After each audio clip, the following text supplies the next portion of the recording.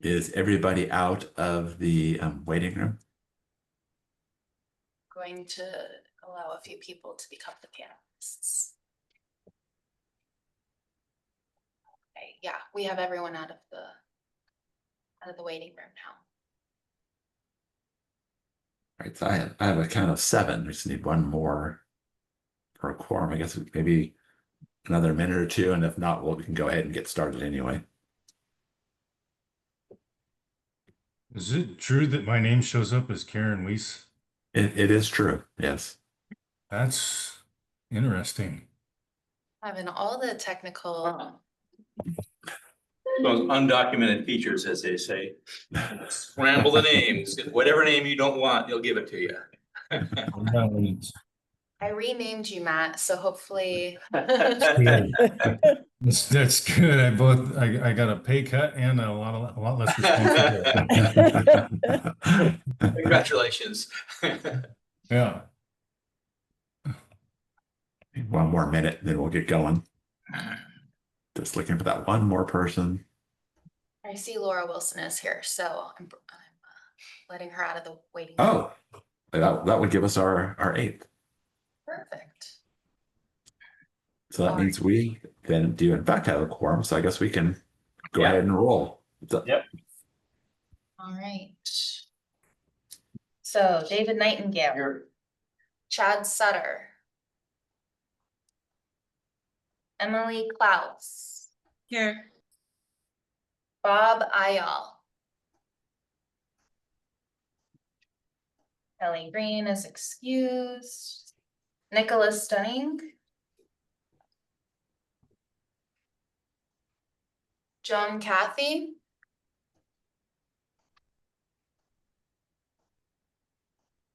David Johnstone.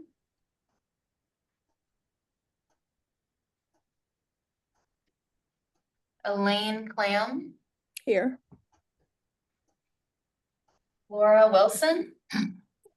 Here. Lisa Harrison is excused. Jane Appling. Here. Greg Schoenbachler. Present. Aaron Robertson. I'm here. Christina Kohlberg. Here. And that concludes. Vacant is here. I do stand corrected. We do only have 7 because I had marked Nick Dunning down when when that name popped up. So we actually are still one short of a quorum. So sorry about that. Okay. That's okay. We can go ahead and just not, we won't be able to do anything official, but we can. That is correct. Proceed. And there's a chance somebody might join us late as well, potentially. Yep, great. So, want to introduce the guests that we have with us, Jeff? Certainly. Let's see. From Public Works, I know in your room you have Laura Glover. Hello, everyone. We have Matt Samuelson. Let's see. We have Amanda Romero. And Tony Basinger. Good morning. Rachel Baird. And Zach Davis Price. Hi, all. I think that's all of Public Works. Other county employees, we have AJ Mai from the board's office. Hi. We have Kimberly Graham from Public Health. Oh. Kylie Graber, also from Public Health. Good morning. And Rebecca Harvey, also from the board's office. Let's see. I think, is there any other county employee I missed? And the names keep bouncing around on my screen, so I don't think I've missed anybody. And then from externally, we have Kenton Martin from yeah, from the oh, I'm sorry, what is I know renewables. Is that I'm trying to remember the name. And Colin Neckerman also as well. Yeah, EDF. Let's see. We have Ron Jones from the City of Olympia. Thank you, Jeff. And I going stand to down correct, here. I did get the materials, by the way. I found them. They Oh, got good. Oh, good. I'm glad to Also, hear that. Jeff, Commissioner Ayal just walked in the door too, so we do have a quorum now. Oh, perfect. And I think, did I miss anybody's name? I think I have. I think I got them all. Okay. Very good. Okay, so we have an agenda and hopefully most people have had a chance to see it in their inbox. Any changes, additions, subtractions from anybody on the agenda, the draft agenda we have? Raise your hand or say something. Nothing. I have one item I want to add at the bottom of the new business, and that's just SWAC elections leadership, which is upcoming. Just want to give you a heads up on what's happening early next year on that. Anything else from anybody on the agenda? Okay, so all in favor of the agenda, raise your hand or say aye. Aye. Okay, great. Any opposed? Abstentions? Okay, we have an agenda. So now the meeting minutes from last time, October 3rd. And anybody have any comments, corrections, suggestions for the draft minutes that have been distributed? No. Not seeing anything. Okay, so let's have a motion to approve the minutes from last time then. I shall move. Second. Okay, who is the second from? Emily Klaus. Okay, thank you.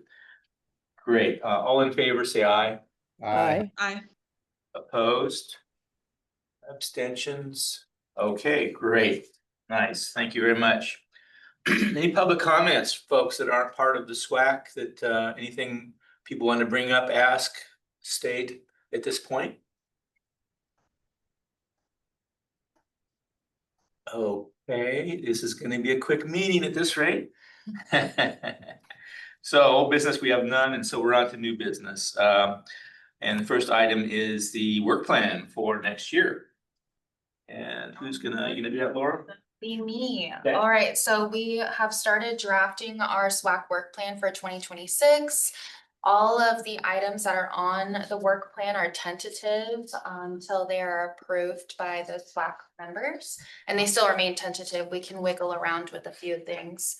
A couple things that I wanted to point out, we will have SWAC elections in February for the chair and the vice chair. That usually happens on our first meeting of the year. January 1st meeting is on a holiday, so we were going to potentially discuss canceling that meeting. Jeff, did you want to jump in for that at all? Yeah. Okay. Yeah. So right. So the January meeting would be on January 1st. So there's two options. One would be, of course, to cancel. The other would be to switch it to an off week, which I know that is problematic for people. So does anybody have any strong feelings about either canceling or moving it forward to a different date? Can you get feedback on that before because otherwise we'll make sure if we're going to cancel it, then it would obviously come off the work plan for the year because it wouldn't be an event that day. I don't think there's a pressing need to have one in January unless somebody thinks of something I'm not aware of. All right, seeing that there's no objection to that, I'm going to just go ahead and take that one off the schedule. A couple other things that we added to the work plan. In April, we're going to do a circular economy presentation that was suggested by Commissioner Klaus. We also have a tentative Sutter Metals tour for the summer in the month of June. That could change. I'll reach out to Chad and see what his thoughts are on that. And then we will be dipping our toe into the solid waste management plan come July. So that will be one of our big items for the year. So Give it a review. There's a few things I may change and send back out after this meeting. But if you would like to see something added or removed or moved around, please let me know by December's meeting, and I'll try to get those changes accommodated for everybody. And that's Just an all. item to note is at the February meeting is when we'll be having a formal adoption of the plan for the year. So this at this point it's continuing to be in draft mode. So again, if you have suggestions or things you want to see added or any clarifications or whatever, just let Laura know. And as a little side note, for this December's meeting, we will be having a representative from the Department of Ecology come to speak about the Recycling Reform Act.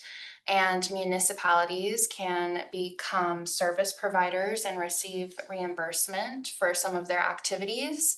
So if you are a municipality or a service provider and you have any questions pertaining to the Recycling Reform Act, you can send those questions to me and I will forward them on to our presenter for that meeting. Just want to give everybody a heads up about that. And that's all that I have for the work plan. Any questions, discussion on that?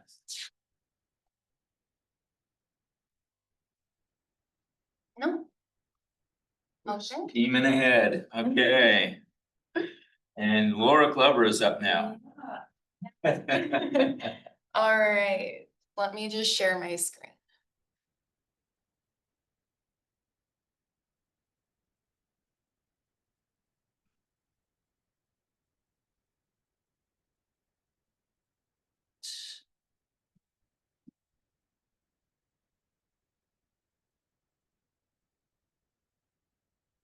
Can everybody see the Hazel House reuse program on their page?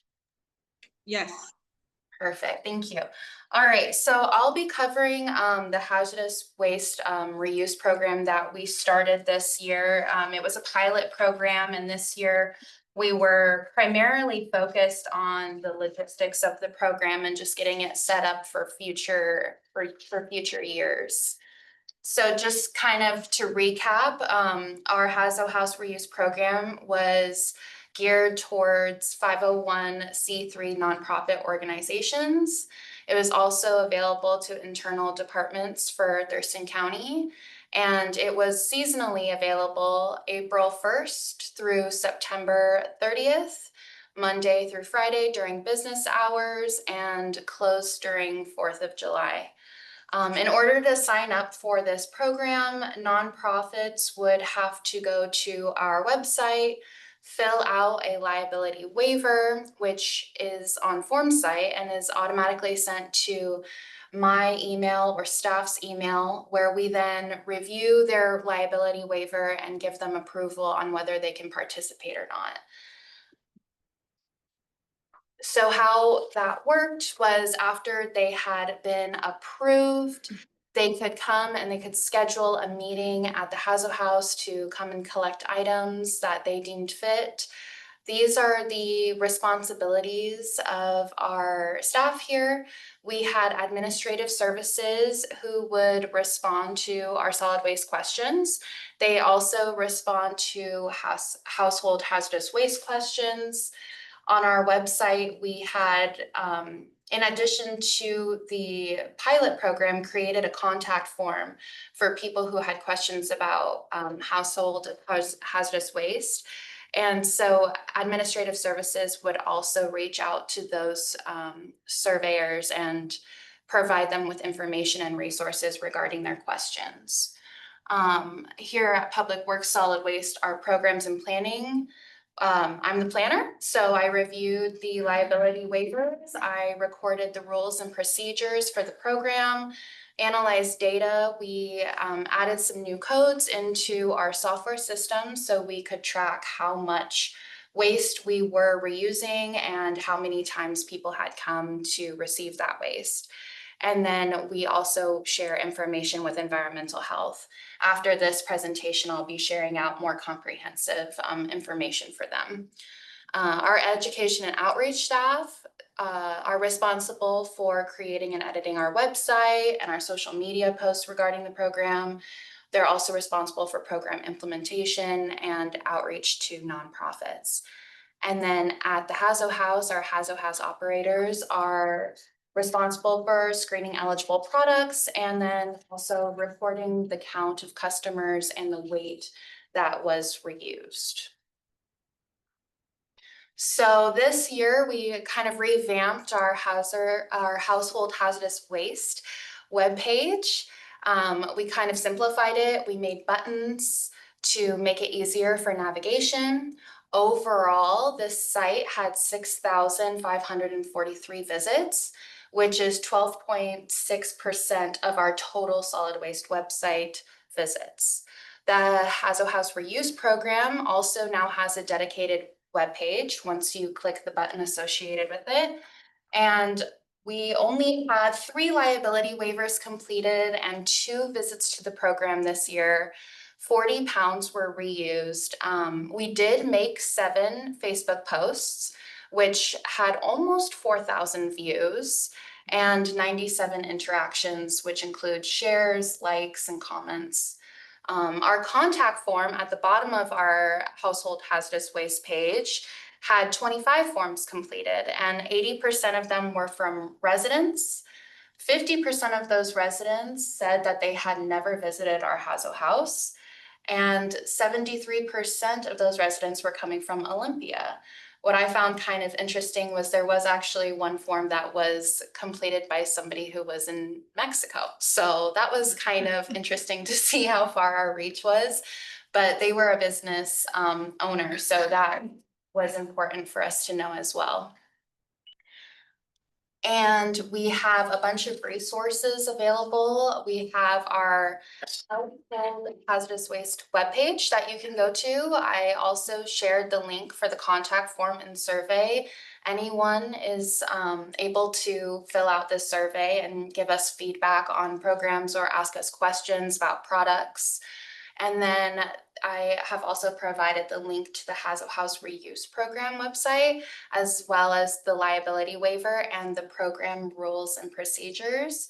The program rules and procedures go over the acceptability list, how we operate at the facility, staff responsibilities and expectations, and safety standards. So that is all that I really have, but this is my contact if you guys have more questions. This year was a very slow year for this program getting off the feet, but we have all of the logistics really concrete now. And my supervisor, Amanda Romero, will be in charge of implementing the program next year. And our outreach staff will be responsible for really pushing out more outreach materials and educational materials next year as well. And that is all that I have for today. Stop sharing my screen. So I had some questions about that, Laura. Yeah. So you said that Public Works did outreach for nonprofits, and you have any count on how many they tried to outreach to or were successful or anything like that? I do not. Our commercial outreach specialist was not in office during the time of the pilot program, unfortunately. But we are now part of the Chamber of Commerce, so we're hoping to reach out to nonprofits that way. And we've also been discussing reaching out to more this winter, but we haven't really gotten into the weeds too much about what So next. it's fairly limited as far as the outreach Yeah. so far. Really limited. It was pretty Okay. much limited to the Facebook posts, the website Oh, okay. information, and any flyers that we gave out. So a nonprofit that's my age probably never would have gone to any of those sites. Yeah. But I was wondering, maybe going forward, that, I mean, the environmental health Mhm. people are outreaching to businesses and nonprofits all the time. Mm-hmm. And were they involved at all in outreach? Or was it only Public Works doing the outreach at this point? I Or maybe know- they can answer on the phone themselves, I don't know. I know that we had communicated a little bit with them about Okay, outreach. It was a challenge figuring out who would handle Hmm. what responsibilities, so we're going to probably build that out a little bit. So from environmental health, wanna address that? Did you guys, I know you were aware of it, but did you actually do any special efforts on that, or mention it or not mention it, or do you know what happened on that side of the coin? Nobody knows.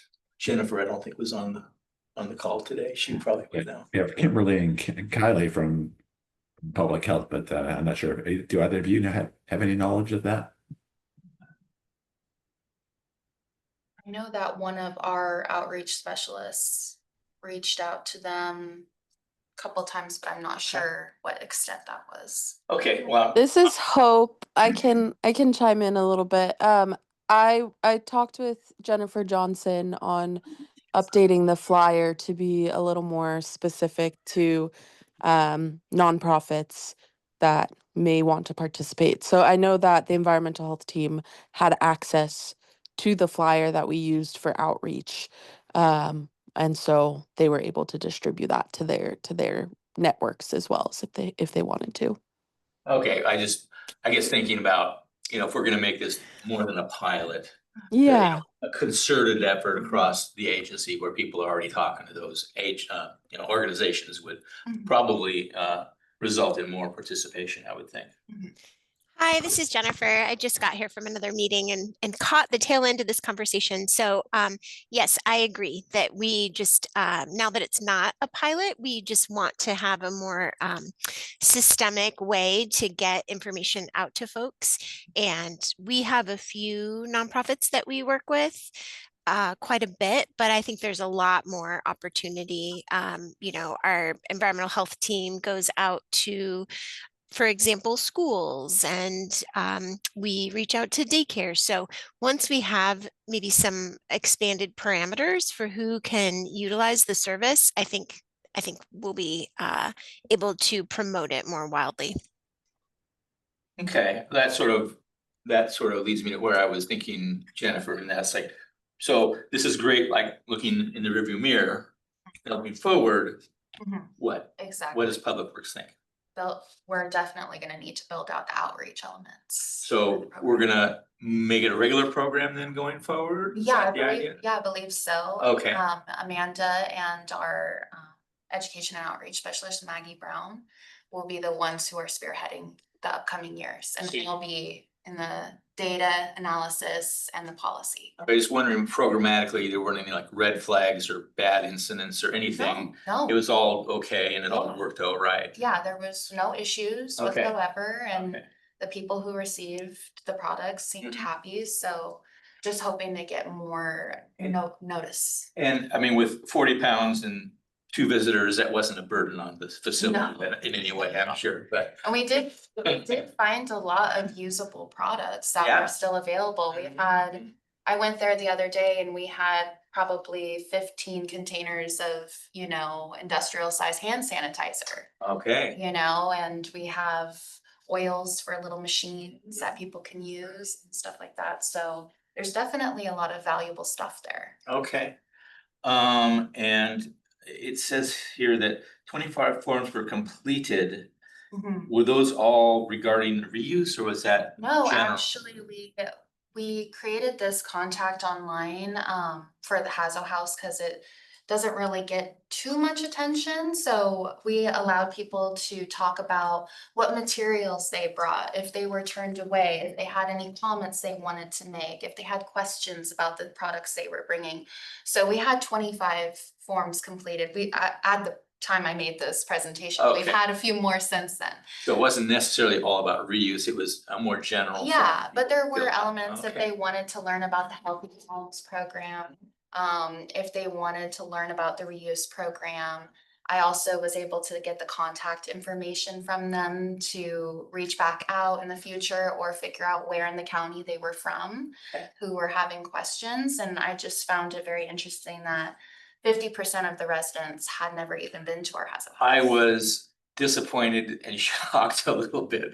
I mean, it's only been there 4 decades, for a Hazo House. Yeah. It's like, everybody's probably driven by it at least, Yeah. but half of the people surveyed hadn't ever visited the house. That's That's a message, I think, to us right there. It's a good story Yeah. to hear and to learn. So that's one of the goals of that survey form, is to hear what the experience of the residents is, so that we can better help them in the future receive resources and materials that may encourage them to visit more often or learn where the facility is, even at the, most basic form. So, Mhm. yeah. Okay. And I'll be sending all you people at environmental health all of the survey information so you can see it too. Great, okay. So regarding this, bringing it into a mainstream as opposed to a pilot, Jennifer asked, expansion of opportunity beyond maybe just the nonprofits, hours, months. What are your thoughts on those things? I discussed this just a little bit with Amanda, and we had discussed leaving it for just nonprofits for the next upcoming year and seeing how that outreach does when we do really push hard with it. And I think that it wouldn't hurt to open up the availability of the program, because we just had such limited use of it. And there were still, even when the program closed, there was still a lot of products available. Right. So it'd be nice to just get that usable product out there, And I mean, I'm thinking just, programmatically, if there was a more concerted, countywide effort to make people aware of it, and usually these facilities have their peaks in the spring and the summer. So if you actually open it up in like January, you could start, seeing how it ramps up as you go into the year. Is that a year-round possibility? Is that something you're thinking about? I think so, but ultimately that'll be up to Amanda and Maggie how they want to proceed going forward. I kind of wish that we had it open a couple more months this year, just to kind of take a little bit of burden off of nonprofits and get more outreach material out there. But it's a learning process, so definitely next year, I think they'll probably open it up a little bit more. Well, maybe some of these thoughts could be brought back to the meeting next month. And, I mean, this is great, like, looking in the review mirror.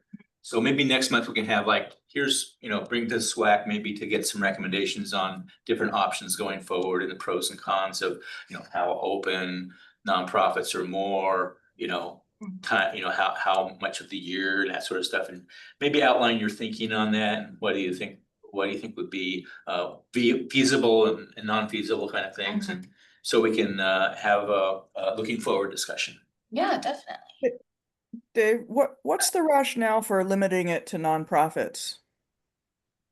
We hadn't had it, since COVID. We shut it down. And there was a lot of, now we're finding out, myths about, liability relating to hazardous waste reuse. And a lot more counties and municipalities across the nation are gearing more towards Hazo House reuse. And same with Department of Ecology, they just published some new guidelines for that as well. So this was the first year, like, really bringing it back, and we wanted to do it a little bit more slowly. We had a lot more like logistical elements to add to it with liability waivers. We had to go to our legal team and our risk team.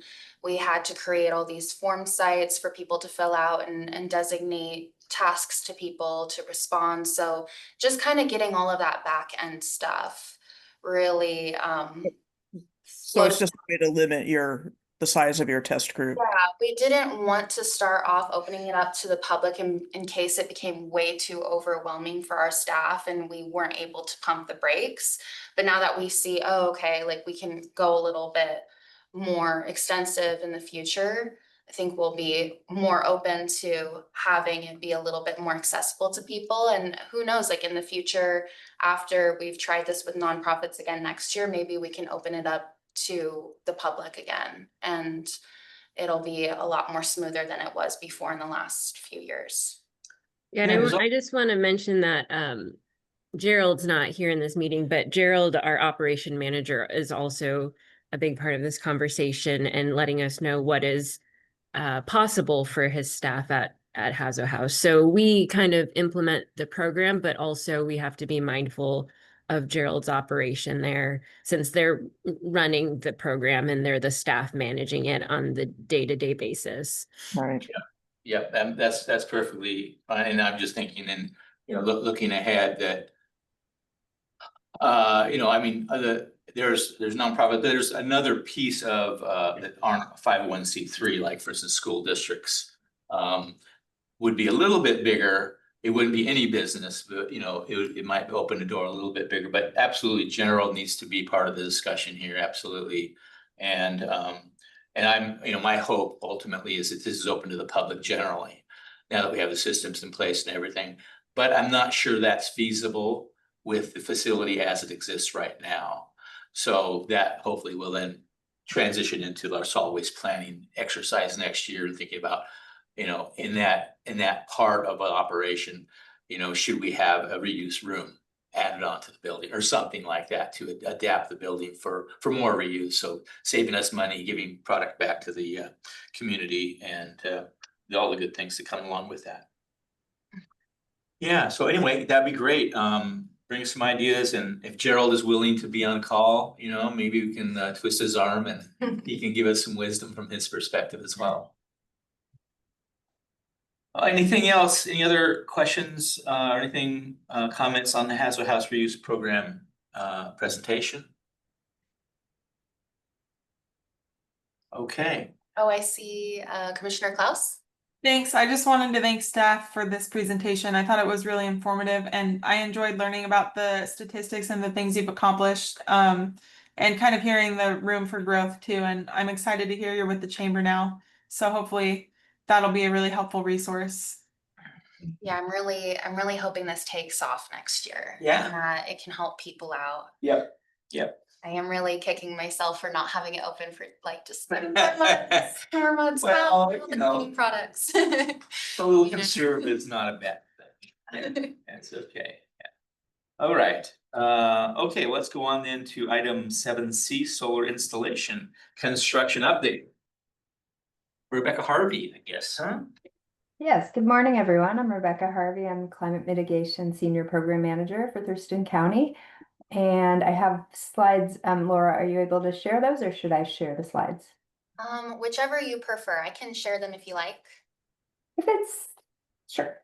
Okay, let me see. I'll just let you know when to advance. Oh, If it's not a problem. Great. not at all. I'm just gonna. There we go. Awesome. Thank you. Okay, so I'm here today to provide an update on the solar land lease proposal for the Work landfill. I was here last presenting to the SWAC in October 2024. I have been working closely throughout this time with Public Works staff, specifically Jeff and Matt Samuelson, who are both on the call today, as well as with Gerald, the operations manager at the Work. We've also been working closely with our legal counsel in the prosecuting attorney's office. Kenton Martin and Colin Ackerman are also here on the call today to answer any technical questions that come up. I'll note too that the slides I'm presenting today have been revised slightly since we submitted them to the agenda packet. There have been a few updates since this was originally scheduled for the October agenda, and the updated slides will be sent out after today's meeting. Next slide, please. So the proposal for a landfill solar project has enjoyed support from the Board of County Commissioners, the Public Works Department, and community members because it is understood and expected to provide several benefits to Thurston County. First, the project would provide revenue to the county in the form of lease payments. It, of course, would generate clean and reliable electricity to the power grid, and by doing so, it helps to meet state and county climate goals. The Washington Clean Energy Transformation Act mandates a few timelines, but ultimately, it mandates that utilities reach 100% renewable electricity sources by 2045. So in compliance with CETA, Puget Sound Energy, PSE, has adopted the goal to acquire 80 megawatts of distributed solar generation by 2025. From what I've seen, I believe they're on track to meet that, and I know they're setting longer term goals as well. And for the county's part, our new comprehensive plan climate element, which is set to be adopted by the board in December, establishes new countywide greenhouse gas reduction targets and includes a specific policy to install solar PV on all available and feasible county properties, including building rooftops and available ground areas. Additional benefits of the solar on the landfill are it repurposes vacant land with limited other options for development. It would create construction jobs and local contracting opportunities. It helps to reduce electricity costs and price volatility that are associated with fossil fuel sources of electricity. It also, the project would place little to no demand on local infrastructure and services and would have a low visual profile to preserve the rural open space character of the area. Next slide. A little background on the project. PSC issued a request for proposal in 2023 for distributed solar and battery storage to meet the goals of their clean energy implementation plan. EDF Power Solutions approached the county at that time about this opportunity, and staff identified the landfill as a priority location. Next slide. Here is an updated summary of progress to date. Back in the beginning of 2023, we provided an initial project concept briefing to the Board of County Commissioners. And that spring, the county published a notice of intent to lease the work property for a solar facility. We received a proposal from EDF Renewables in response to that notice. And then we got to work on the initial short-term agreements that were necessary to put in place to start the phase one work to investigate if the project would be feasible. So by March 2024, the county and EDF executed an option to lease and right of entry agreement and these agreements granted EDF the exclusive right to lease the project area for a solar installation and established an option term of up to 2 years during which the parties would engage in good faith negotiations regarding a long-term lease and during which also EDF would be allowed to enter onto the project area to perform their site assessment activities. In June of that year, a fair market value assessment was completed for the property, and by the end of the year, EDF and PSC had worked to finalize and execute a power purchase agreement. And so now in 2025, EDF has been continuing to refine the site plan, working with PSC on an interconnection agreement and conducting site assessment activities. Earlier this year, Public Works sent EDF a draft of the county's standard ground lease agreement for a proposed 25-year lease. Public Works and the prosecuting attorney's office have been negotiating the terms of the lease with EDF over the last few months. Next slide. So here we're presenting a few additional details about what has been completed since EDF obtained site control in 2024. As noted, a fair market value assessment of the property was conducted, which yielded an annual payment estimate of about $30,000 per year. The firm Integra Realty Resources was chosen by the county and the assessment was paid for by EDF. As noted, the power purchase agreement or PPA was negotiated with PSE to authorize full permitting and development. This PPA is a 25-year contract that requires the solar facility to deliver a set amount of power to the utility each year and provides the developer a guarantee of revenue that they need to secure their financing. And then as listed here, a number of site assessment activities have been completed, and these are detailed more in the appendix to the right of entry agreement, which we can provide if anyone wants to see that. I think we probably provided that last year. Next slide, please. Which this one shows some of the tasks that are still in progress, including a long-term lease agreement, the negotiations for the long-term lease agreement, as I mentioned, which are ongoing estimated 75% complete. In addition, EDF is continuing to work with PSE on ongoing interconnection studies and electrical grid upgrades, as well as the engineering, design, and permitting tasks, including environmental surveys, civil engineering design, which are also almost complete.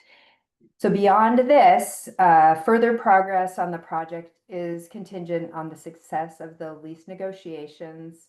If the parties are able to negotiate mutually agreeable terms and conditions, then EDF will move forward with the next steps, which include obtaining the local permits and approvals, and then with a target to begin construction in the second quarter of 2026.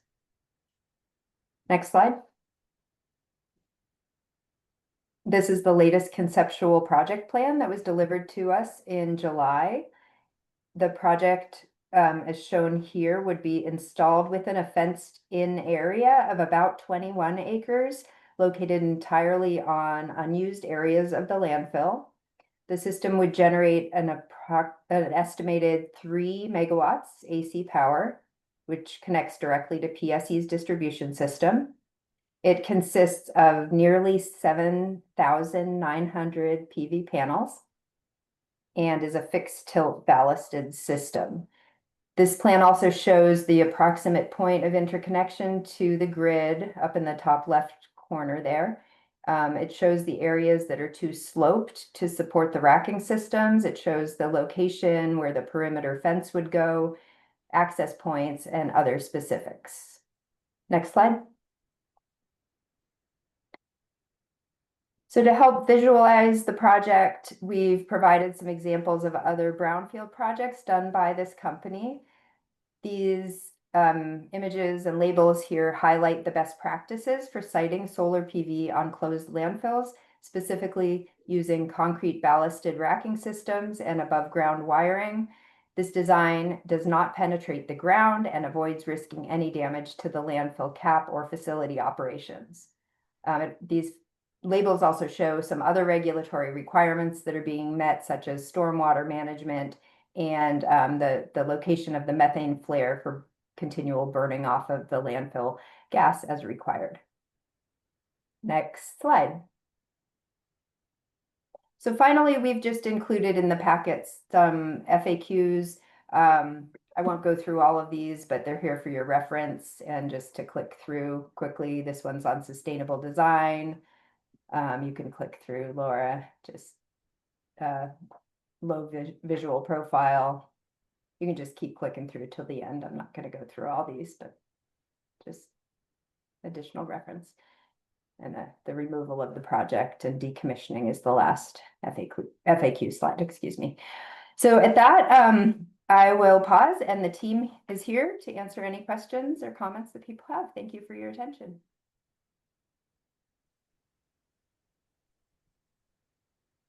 I have a question if nobody's going to go. Hey, hi. Thank you for that. That was great. A lot of information. I started off with about 10 questions, and you whittled me down to 2. So you filled in a lot of information. Thank you. You mentioned 3 megawatt capacity of the solar panels, and then you also talked about battery storage capacity. Do you know what the battery storage capacity is on that system? Did I talk about battery storage capacity? Oh, no, I don't. You mentioned that it's going to be part of it. Oops. Oh, it's not part of this project design. Oh, no. Okay. I don't know if I mentioned that maybe in the context of like PSE does have goals for battery storage as part of meeting their clean implementation plan goals, but this particular project does not have battery storage component. Okay, great. And then my other question is on the 21 acres it's going to consume, is that like 100% where the panels are, or is there like a smaller amount of footprint for the panels and then your buffers and whatever else, roads, that kind of stuff? I guess, does that make sense? Just looking at the design carefully, that's the fence. Fenced in area with roads. You guys can correct me if I'm wrong, but I think the fence is specifically around the panels. It's a 7-foot high security fence. Yes, that is calculated on the project fence line, and it's part of the closed landfill unused portions of the property. Sure. So most of that's under our panels, under panel, versus, you know, greenfield or brownfield areas that are left as buffers or roadways or that kind of thing. Correct. Yeah, gotcha. Cool, thanks. Appreciate it. Stanton, are you with EDF? Yes, I am. Okay, great, thanks.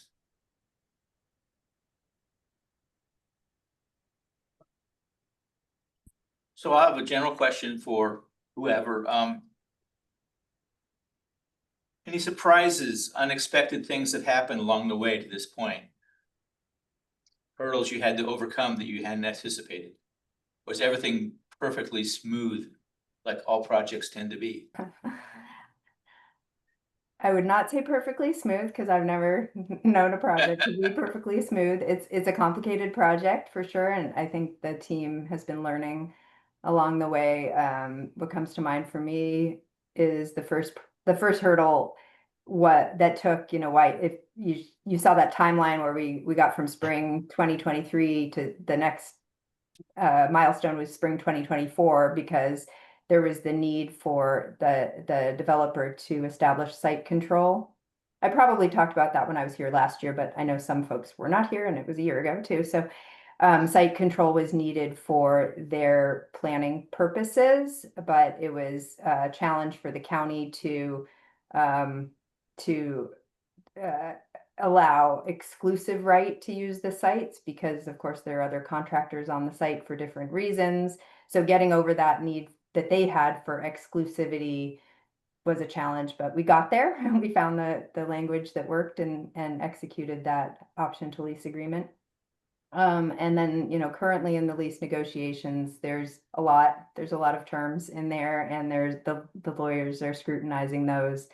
I'm not going to speak specifically to what, because I'm not a lawyer on what their issues are, but it's in process. Yeah, I'll just say that if anyone wants to add anything from the team, feel free.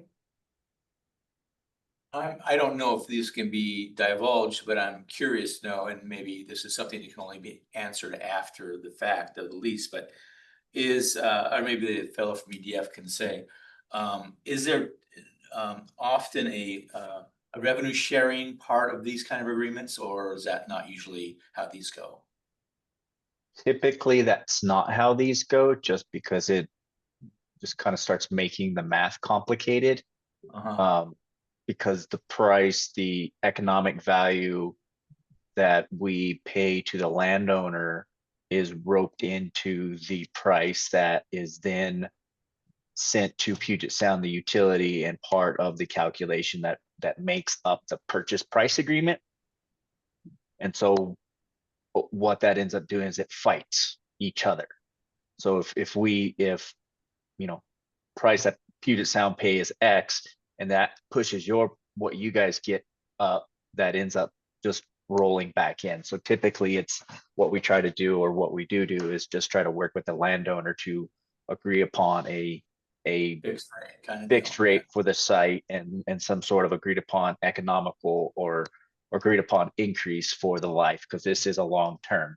Sure. And then that rolls into our financial models that then we use to negotiate the project with Puget Sound. Okay, cool. So the lifespan of this project is 25 years. Is that what you said? The lifespan of the equipment is 35 years. 35. Okay. So, but our contract with Puget Sound is 25 years. And so one contract would end with Puget Sound. It will end in 25 years. It could get renewed with Puget Sound, or there's another avenue. If the county agrees to leave it on beyond the 25 years, say in 25 years, we renegotiate another 5-year term. There's other wholesale, what they call kind of merchant curves, to where it's sold still on the market at a little bit different rates, but that's just further down the road. So this could be upwards of a 35-year project if everybody agrees in a long time from now. Okay. Are there any issues for all the equipment you're putting in? I mean, being on top of a landfill, I mean, are there potential problems like the ones Jeff's experienced at the Wharf with shifting ground and? So speaking with Thurston County through this whole process, Jeff and Gerald and things like that, at least their feedback is since this landfill was closed quite a while ago, the shifting is a lot less. So the gas emissions, things like that have kind of slowed down. So that kind of helps support that the land is not sinking or decomposing as quickly. Ultimately, though, that shouldn't provide too much of a challenge for us. We did go out there and kind of get some geotech studies to kind of get good estimates of what the bearing capacity of the site is. All that will be utilized by our engineers, and we will develop the ballasts, which are the concrete blocks, and then they will be sitting on gravel to protect the landfill itself and not penetrate. But if one or two of those start to sink a little bit more in the future, one of the things that could be or one thing that they can just kind of lift it back up, readjust the rock to get it kind of playing with everything else and add more gravel, but everything sits on top of concrete ballast and gravel to help or to eliminate any So need it's to flexible in penetrate. that way. Yeah. Okay. Yeah, and then all that allows us to not penetrate the cap that Thurston County has. Break your equipment either. So Correct. Yes. Okay, thank you. Are you relying on safe harbor for your tax benefits at this point? So two things. This project is the safe harbor standpoint is the safe harbor tax benefits on this project is more domestic content. So all the inverters or panels and racking system were forecasted to be all domestically made. The panels are out of Texas, the racking system, a couple different options there. So that's not quite set. So we're pretty confident on that standpoint, as long as we can finalize the lease and the permitting, with Thurston County relatively, let's call it the next 6 months and get going. We shouldn't have too hard of a time to hit a December 2027 commercial operation date, which helps alleviate a lot of those other moving targets that are coming out of the federal government. So that's where we're at, and we hope to continue to work with you all and your all staff and have the support of you guys and everyone else at the county as we progress through this project. One of my hats is an energy engineer, and I actually used to regulate Puget Sound Energy, so I'm all for it. Very nice. Yeah, we think it's a really good project. And then talking with you all, and that was we see in other parts a lot, mainly in the Northeast, is it's a really good use for the land because there's not a lot of things you can do on a big pile of decomposing household waste and stuff like that. That makes it sound bad. Yeah, but it kind of makes it good use of those That's hills right. as well. So Yeah, that's right. So that's what we're hoping to continue on and work with you all and get pushed across the finish line here. Great. Anything else? Any questions, comments from anybody? Dave, could you just briefly explain your safe harbor question? What does that refer to? I'll let Ken talk. All right. Yeah. Safe harbor question. There's a couple different IRS tax rules and things like that have changed through time, but some of them are related to making solar panels and other products in foreign countries. Okay. As well as meeting certain obligations of the IRS tax rules by a certain timeline to then qualify for those taxes. And so safe harbor is just kind of the term that they gave it to lock in certain tax credits, even if the project is not fully operational or fully You have to have a certain percentage of the total construction budget in place and steel and ground or whatever in order to get the benefit for the tax. Okay, it buys you some time. Yeah. Buys you some time, and it's slightly right now, it's been changing quite frequently over the Yeah, past yeah. 6 months as well. Changes. So, but basically that's what it is. It's Yeah. kind of safe Okay, thank harbor, you. meaning that Appreciate that. project So, is protected for tax benefits. great. Thanks. Anything else for Kenton and Rebecca? Rebecca, you have any final words or wisdom or anything? I wish I did. I think I just put all my wisdom out there. No more really to share. Just, yeah, I'll just reiterate that it's such a great concept.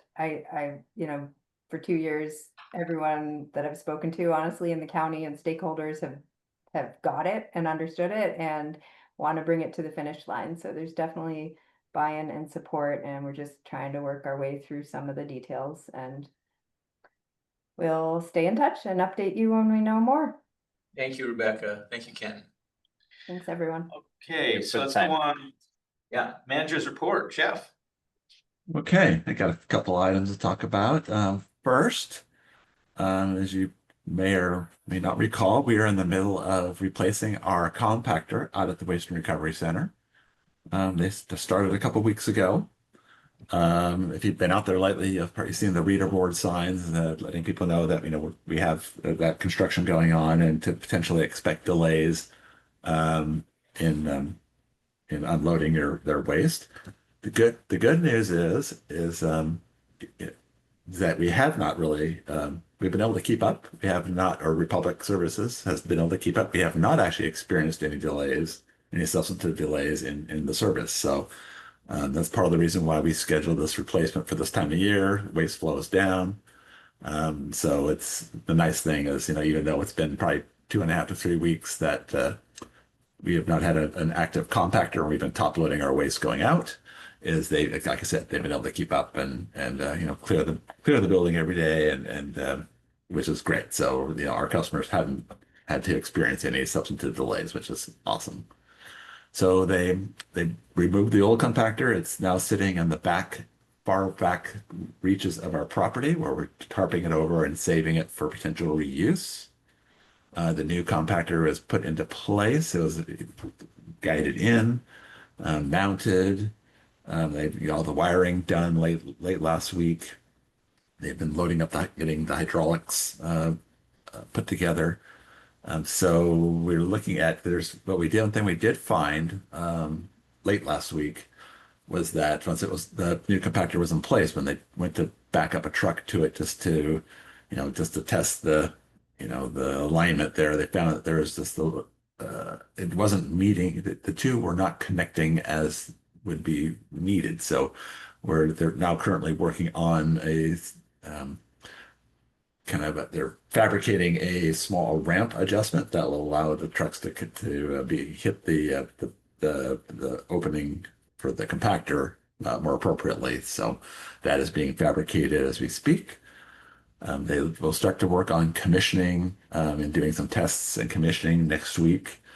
And hopefully near the end of next week, early the week following, and they'll be doing training of Republic service staff. Of course, Republic is there are folks that actually operate the facility, the machinery, as well as a couple of people on our staff, even though we don't actually run it, but that way we'll at least be aware of how it runs and how to work with it. So it's moving along.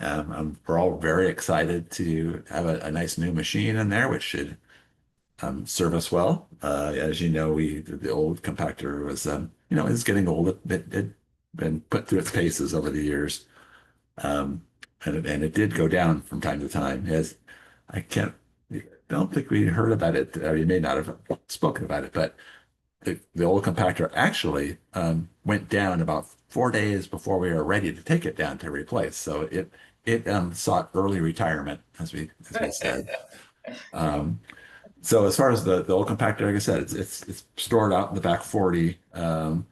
We are definitely looking at potentially using the main chamber of that compactor, and then basically having the rest of it of the parts rebuilt, which will all be brand new, for use in the new transfer station building that we are looking to install as part of the work reconfiguration project. So basically they strip everything except for the primary chamber, which the company that does that has inspected that and said it was in good shape. So it's only really one main part that's actually reused, and then all new parts are put together and put into it. Which, if you do that, is a savings of at least $1 million to $1.5 million less expensive than purchasing a brand spanking new one. So so we're definitely looking at that as a solid possibility. So like I said, the new compactor that's in place should be up and running hopefully in the next week and a half or so. And then we're doing a couple of other little small adjustments. The top of the feed chute coming off the floor of the transfer station, which wasn't part of this job, but was pretty beat up. So we're replacing some of the metal for the top of the feed chute, since it's a good time to do that right now. But it's moving along, and we're all excited about it, and I'm just really anxious to see that first couple runs of garbage going through. Supposedly, this one is compared to the old one. They're the same model, more or less, but they've upgraded some of the components. So the new compactor is supposed to be able to has a warmer power, and supposedly can run cycles a little bit quicker than the previous one. So the old compactor, technically, by spec, could run about 4 cycles per hour, and this new one supposedly can run about 5 cycles per hour. So that means more throughput, which is in the long run will be a plus. So for each load, each cycle is about 30 tons. So if you can get an extra 30 tons per hour out, it's or an 8-hour day, that does add up. So again, hopefully it allows us to process waste more quickly. And then the other piece of that is once we do build the work configuration, we'll have 2 separate buildings, one for public self-haul, one for the en route franchised haulers. Each of these 2 compactors is actually going to be used less because you just then split the waste stream almost in half. So instead of one compactor doing all the waste, each one will be handling about half the waste, which actually should give us additional service life out of each of them, because you're not just beating the heck out of it by processing everything through that one machine. So yeah, excited about that. Any questions on that one before I move on? That also gives you redundancy on the system in case one of them goes down. And for You're plant still maintenance as well. Yeah. Yeah, because you're right, exactly. When one goes undone, surprisingly, or like I said, if you need to take it down for planned maintenance, we can funnel others to that one. So yeah, it's a redundancy that we do not have currently, which will be moving into the future is going to be wonderful. Any questions on that for Jeff? Okay, what else you got, Jeff? As you know, you guys have looked at it. You all have looked at this a couple times over the last year. So as you know, we're proposing to raise our solid waste disposal rates on January 1st. So leading up to that, the first keys that that needed to happen, or because we were looking to do rate increases by resolution instead of always having to go back to ordinance and code to do that. So last Tuesday, we had in front of the Board of County Commissioners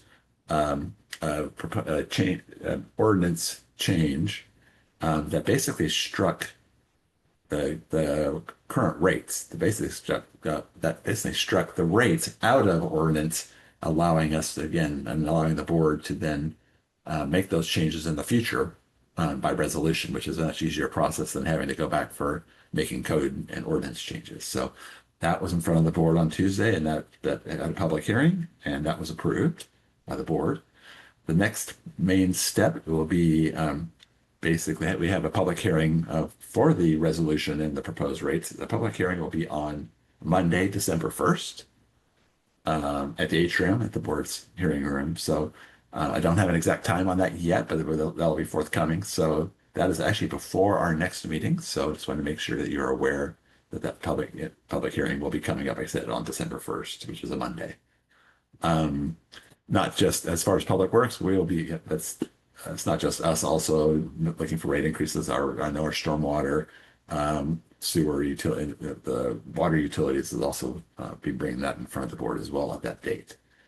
And then my understanding will be, if the board so chooses, that the adoption of that would happen at their meeting on December 16th, I think that is, which is their final board session of the calendar year. So just want to make sure you're aware if you're interested in attending. Like I said, it's at the 3000 Pacific at the Atrium Building on that date. And like I said, we will, when we know the time on that, we will let you make sure you're aware. So that is an opportunity for public testimony to happen. We have been, we're getting additional, as far as promoting and getting out there, as far as letting people know that that's coming up. We've been out in social media with that actually for a little while. Additionally, for all of our accounts holders, they're getting direct mail related to, that will let them know about that, the public hearing, as well as what the increased rates are going to be. And we've had it out in some other areas as well. So I'm trying to make sure we promote that, give people the opportunity if they would like to speak to it, that they'll have the chance to do that. So any questions related to that? How was the rate set before? Basically, they were put into, basically had to have through a public hearing again as well, but it was through ordinance. It'd be a change in ordinance. It's a little bit more cumbersome, quite a bit more cumbersome actually, to go in and change code and ordinance. So again, and then they're locked in, and it's much more difficult. If you want to go in and make a small change or whatever, any change, it has to go through the broader process. As you know, because again, we've had them in front of you, the proposed rates that we're looking at is for both 2026 and 2027. So it's a two-year plan. And then we'll, reassess and look at, we're setting it for the upcoming biennium, which is coming up on January 1st. Have you had any feedback, Jeff? Do you any questions or concerns from folks about the rates? When we first started off, we had individual meetings, both with the city of Olympia and with LeMay as well. And I mean, I know that Olympia is one of their biggest concerns. We had to, of course, nobody likes rate increases. I mean, of course, we don't like doing it either, but it was necessary. One problem, I mean, from the garbage side, and I know Ron can correct me because he's on the call here. The garbage side, it wasn't bad, but probably a bigger impact for them was the organics increase, because our organics were so low. I mean, I think they were paying about 38 a ton. Our costs, and the public was paying 45 a ton. And our costs, this was through public to manage it straight up, was well over 75 a ton. So we were taking a beating on that one. So for them, it's almost for that particular waste stream, it was a pretty big jump. And LeMay and again, and Aaron's in here as well. So we had a good conversation. They didn't appear to be, they were kind of relatively nonplussed, kind of expecting it and knowing it was coming, because it's been, 12 years since almost 13 years actually, since we've raised rates. So I mean, it's kind of knew it was coming. And likewise, so when we did give them their notice, we were required to give them a 75-day ahead of time notice of potential raised rates, so that they'll have the opportunity to go to the Washington UTC, because obviously before raising rates, they'll have to adjust their rates for curbside service to their customers to pass that on. So we actually got that to them in mid-September, the official notice. That way they were able to take on the process that they needed to do to adjust their rates for that. So other than that, I know the toll house people have questions about it, because we had signs up at all our facilities, this letting people, the public know about that. And then we had people asking questions of our toll house workers. So we have a website specifically to this rate increase, the web page. We created, our communication staff created business-sized cards that had both a QR code as well as the website of that page. So as customers ask questions, we were able to give them that card. They can go out there and then get all the information. There's like some FAQs related to that on there, had the actual rates and more information. So that's been very well received. So all of our facilities that both, we're near Rochester and Waste and Recovery Center, down at Hassel House, et cetera. We have those available, and it's worked very well. Again, so when we get the questions, we're able to give people the information in a convenient way without having them also talk up our toll house attendance for too long, because that obviously slows down traffic and throughput too as well. So that's been very well received so far, but it's been fairly quiet, to be honest with you. Okay, Laura, could you send that link around to the SWAC? And I will plan to be at the December 1st meeting.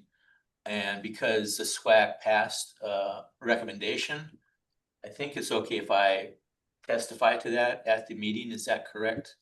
Yeah, you as the chair, you are the one that can speak. If assuming I would put that in front of the group today, that they're comfortable, that they approve of you speaking for the group. So you So think we should have a motion on that?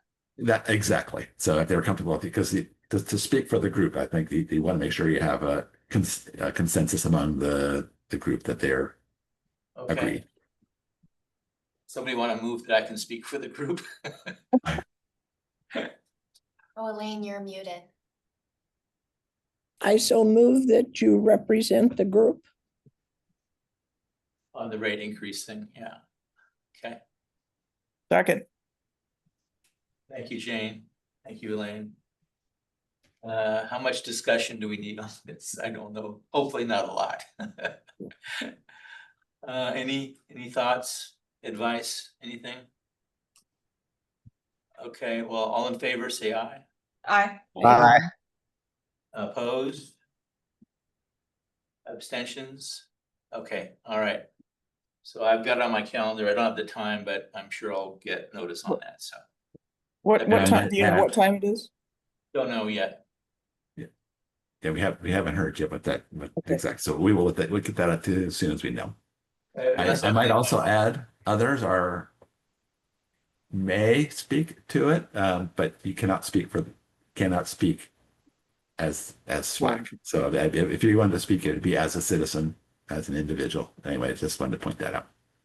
Right, yeah. And that would be welcome. I mean, commissioners like to hear from the public. Agreed. Any other questions on that one?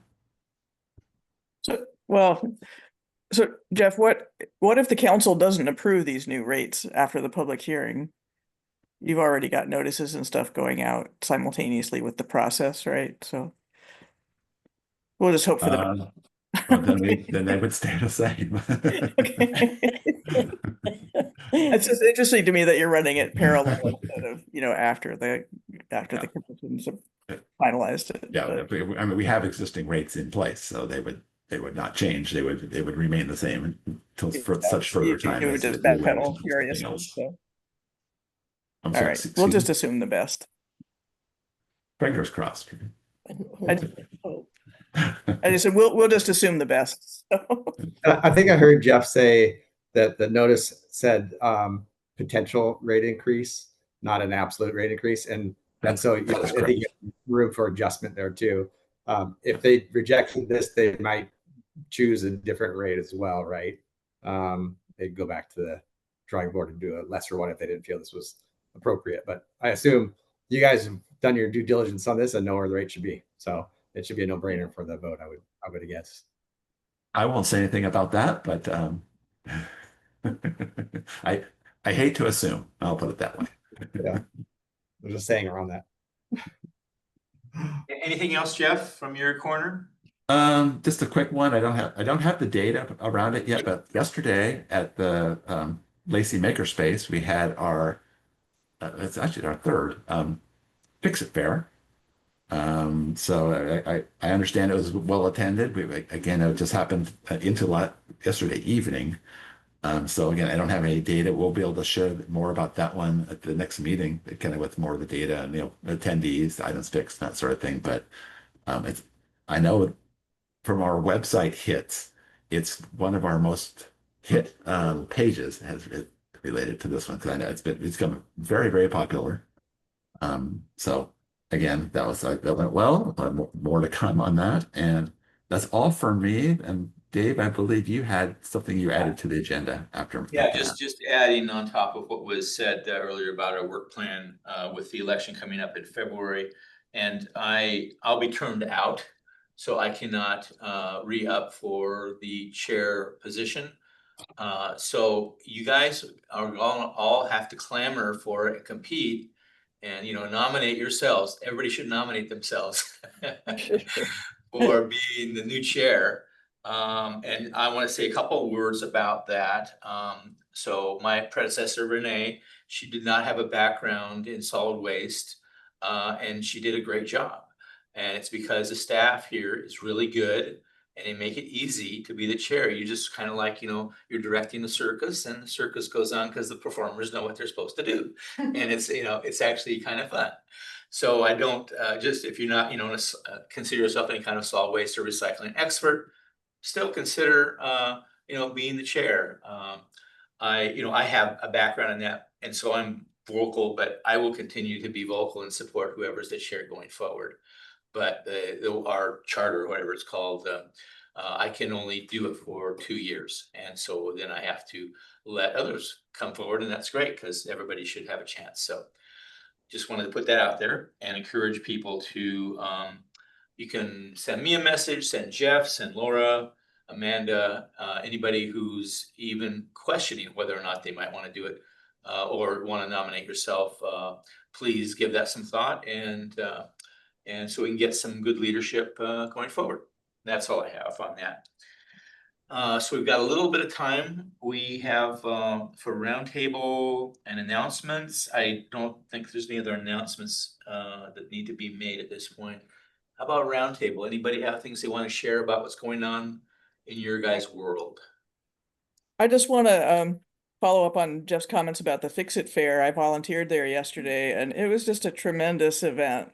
I mean, it's pouring rain outside. There's people lined up, all the way down the sidewalk outside the makerspace there, and it's just steady stream of people, all afternoon. And I think they had well over 100. I mean, Hope, you're on here too, but Hope and Rob and the makerspace staff were just terrific, really well organized and personable and present, and got everybody matched up with tremendous volunteers who are doing amazing things, figuring out all kinds of insolvable problems and sending people out with happy fixes. So it was really a great spirit to the event, and I think people really enjoyed learning from each other and sharing their skills and getting some stuff fixed. So it's a great event.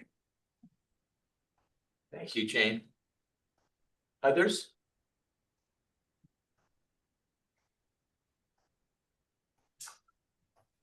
Okay. Nobody else?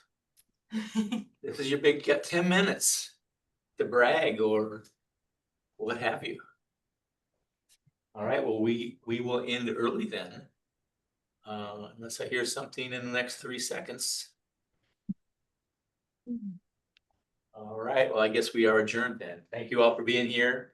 See you early in December. Thank you. Everyone.